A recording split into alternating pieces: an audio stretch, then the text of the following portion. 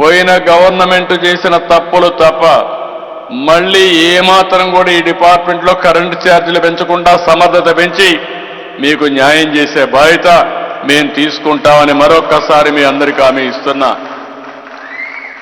అవసరమైతే ఏ విధంగా చేయాలనో ఈరోజు మీరు చూస్తే ప్రత్యేకమైన శ్రద్ధ పెట్టాం. నేను ఈరోజు గ్రీన్ ఎనర్జీకి పోతున్నాను. రాష్ట్రం మొత్తం సోలార్ ఎనర్జీకి పోతున్నాం. అదే సమయంలో విండ్ ఎనర్జీకి పోతున్నాం. పంప్డ్ ఎనర్జీకి ప్రాధాన్యత ఇచ్చాం. ఇవన్నీ ప్రాధాన్యత ఇచ్చి ఎక్కడికక్కడ ప్రధానమంత్రి ప్రవేశపెట్టినట్టు కేంద్ర ప్రభుత్వం ప్రవేశపెట్టినట్టు సూర్య ఘర్ ద్వారా ప్రతి ఇంటి మీద సోలార్ ప్యానెల్స్ పెట్టి కరెంట్ ఉత్పత్తి చేసే పరిస్థితి తీసుకొస్తాం. ఇంకో పక్క ప్రతి ఒక్క పంప్ సెట్కి కుసుమ్ ద్వారా ఏ విధంగా ముందుకు ఫోన్లు తీసుకెళ్తాం. ఇది చాలకపోతే ఇంకా పెద్ద ఎత్తున ఎక్కడికక్కడ ఏమేం చేయాలో అన్నీ చేసే పరిస్థితికి వస్తాం. రైతులు కూడా 40,000 వ్యవసాయ విద్యుత్ కనెక్షన్లు ఇస్తున్నాం. ఎల్ఈడి బల్బుల నిర్వహణకి మొన్నే 150 కోట్లు కూడా శాంక్షన్ చేశాం. ఈరోజు మీరు చూస్తే రాష్ట్రంలో గ్రీన్ హైడ్రోజన్ కోసం, అదే మరి దానికి సంబంధించినటువంటి బై ప్రోడక్ట్స్ కోసం 1.5 మిలియన్ మెట్రిక్ టన్స్ని సంవత్సరానికి ఉత్పత్తి చేయాలని ఒక లక్ష్యం పెట్టుకున్నాం. మొన్నే గ్రీన్ ఎనర్జీ పాలసీ రిలీజ్ చేశాం.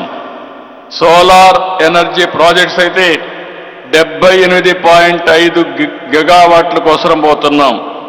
విండ్ ఎనర్జీ 35 గిగావాట్లు అంటే 1 గిగావాట్ అంటే 1000 మెగావాట్లు.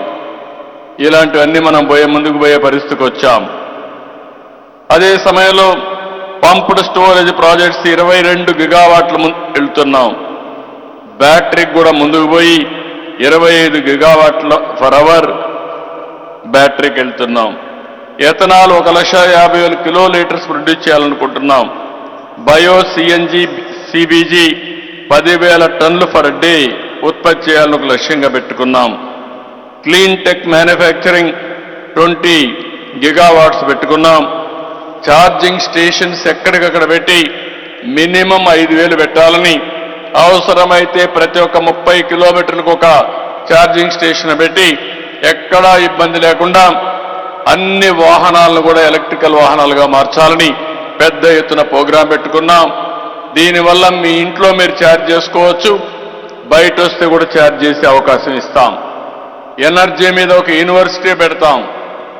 ఖర్చు ఎట్ట తగ్గించాలి, గ్రీన్ ఎనర్జీకి ఎట్లెళ్ళాలి, దాని తర్వాత గ్రీన్ హైడ్రోజన్ కానీ నైట్రోజన్ కానీ అనేక విషయాల్లో ఏమేం చేయాలో అవన్నీ కూడా వర్కౌట్ చేస్తున్నాం.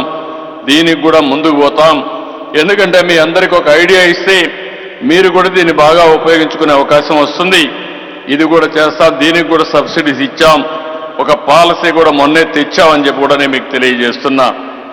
కాబట్టి ఈరోజు మనం ఈ సమావేశంలో నేను ఒకటే రాష్ట్ర ప్రజలందరికీ విజ్ఞప్తి చేస్తున్నాం.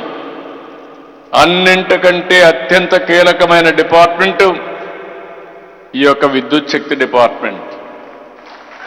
ఎందుకు నేను ఈ మాట వాడుతున్నానంటే ఈ డిపార్ట్మెంట్ కానీ సమర్థవంతంగా రన్ కాకపోతే ఉద్యోగాలు రావు, ఆర్థిక వ్యవస్థ బాగుపడదు, ఇంకో పక్క మన ఆదాయం పెరగదు, మనకు అన్ని ఇబ్బందులు వస్తాయి. అందుకే ఈ డిపార్ట్మెంట్ స్ట్రీమ్ లైన్ చేసే బాధ్యత తీసుకుంటాం, ప్రక్షాళన చేస్తాం. ఇంకా అనేక సమస్యలు క్రియేట్ చేశారు. ఆ సమస్యలన్నీ కూడా అధ్యయనం చేస్తున్నాం.